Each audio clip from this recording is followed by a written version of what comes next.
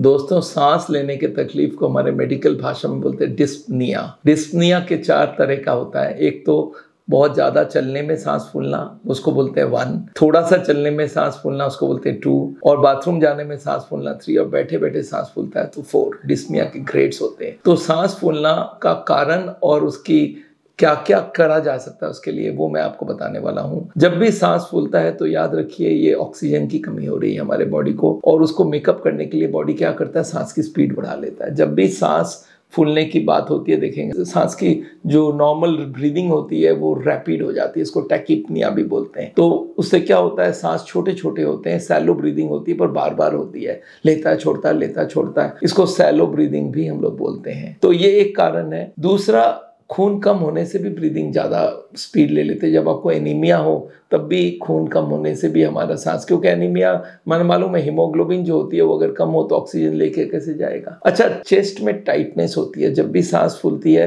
तो अगर चेस्ट में टाइटनेस होता है तो समझ लीजिए या तो लंग्स में कोई प्रॉब्लम है, लंग्स में इन्फेक्शन भी हो सकता है, खांसी जुकाम बुखार, इसका भी वजह से भी ब्रेथलेसनेस होती है। तो कोई को निमोनिया हो गया या लंग्स में एस्थमा।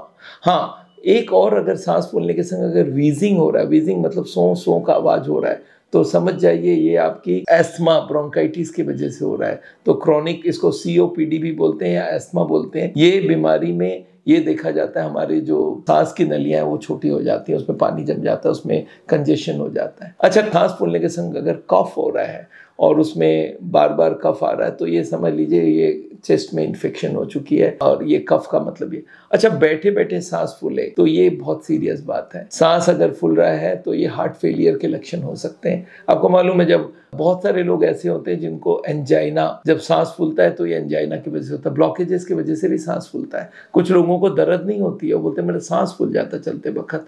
तो ये आपको याद रखना है।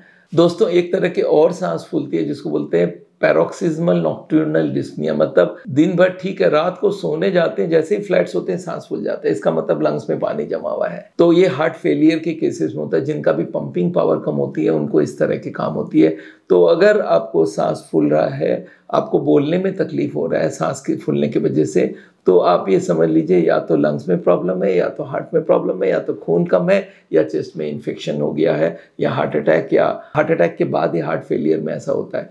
हाँ, ये जब सांस फूलना जब ज़्यादा दूर तक चली जाती है तो नीला पड़ने लग जाता है बॉडी, इसको साइनोसिस भी बोलते हैं। तो दोस्तों, आज हमने आपको ये बताया है कि किस तरह से हम लोग सांस फूलने को एनालाइज कर सकते हैं कि सांस फूल रहा है तो क्या क्या कारण होता है। अगर हार्ट की वजह से तो सीरियस कारण है, अगर लंग्स की वजह से या तो इन्फेक्शन हो गया या एस्थमा है। और इस वक्त एंग्जाइटी बहुत ज़्यादा बढ़ती है तो सांस लगता है कि मैं कुछ हो जाएगा, पैनिक अटैक भी हो जाती है, उसको होने नहीं दीजिएगा। डरने की जरूरत नहीं है, आपको इसको इन्वेस्टिगेट करना है, डॉक्टर को जरूर दिखाइए और इसका सोल्यूशन ढूंढिए। अगर सांस फूलना बहुत दिन तक चले तो फिर आदमी कमजोर भी होने लगता है, उनके फेटीग जिसको बोलता है, ताकत नहीं आना बॉडी में, ये भी होने के चांसेस हो सकते हैं। तो दोस्तों, आज यहीं पे रोकते हैं। मेरा नाम डॉक्टर बिमल छाजेड़ है। आपको मैंने हार्ट में और लंग्स में और खून कम होने की वजह से सांस फूलने के बारे में आपको समझाया है। हाँ, एक बात और आपको बता दूं, अगर पैरों में स्वेलिंग आ रहा है सांस फूलने के संग तो ये हार्ट फेलियर की तरफ जा रहा है, पल्मोनरी इडिमा की तरफ जा रहा है, लंग्स में पानी जमने की तरफ जा रहा है, तो इसको भी ध्यान रखिएगा। हार्ट की बीमारी का हम लोग इलाज करते हैं बिना बाईपास, बिना एंजियोप्लास्टी, दवाइयों से, खान पीन रहन सहन से और कुछ